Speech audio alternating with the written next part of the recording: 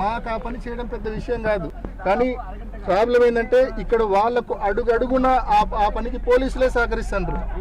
ఎక్కడన్నా ఇంకా కర్రలు తక్కువైతే పోలీసులు లాఠీలు సైతం ఇచ్చే పరిస్థితుల్లో పోలీసులు ఉన్నారు. అంత అధ్వానంగా the worst policing ever seen in the history of Andhra Pradesh, the worst policing ever seen in the history of Andhra Pradesh. Chandrababu Naidu గారు, you are a biggest failure. ఇంత అప్రజాస్వామికంగా నువ్వు ఎన్నికలు జరుపుతా ఉన్నావు. దీని బదులు ఎన్నికలు రద్దు చేసి కొత్త చట్టం ఫామ్ చేసుకుని అన్ని నువ్వు నామినేషన్ బేసిస్ లో చేసుకోవడం మంచిది. ఎటువంటి నోటీస్ లేదు, కారణం లేదు, పొద్దున్నే ఇంటి దగ్గరకు వచ్చి ఈడ్చుకొని పోతా ఉన్నారు. నో రీజన్స్, నో నోటీస్, పొద్దున్నే ఇంటి దగ్గరకు వచ్చి ఈడ్చుకొని పోతా ఉన్నారు. నేను 10 రోజులుగా వీళ్ళని మంగపోతున్నా, సజావుగా జరపండి, సజావుగా జరపండి, నేను అన్ని రకాలుగా సహకరిస్తాను.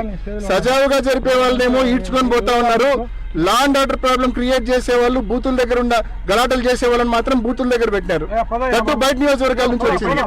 ఈరోజు 15 బూతుల్లో కనీసం అంటే 2000 మంది బయట నియోజకవర్గాల నుంచి, ముఖ్యంగా జమ్మలమడుగు నుంచి, కమలాపురం నుంచి, పొద్దుటూరు నియోజకవర్గాల నుంచి తెలుగుదేశం పార్టీ నాయకులు వచ్చి ఇవాళ మా వాళ్ళ మీద దౌర్జన్యం చేస్తా ఉన్నారు. పోలీసులే దీనికి పూర్తి కారణం, పోలీసులే దీనికి ఫెసిలిటేట్ చేస్తా ఉన్నారు.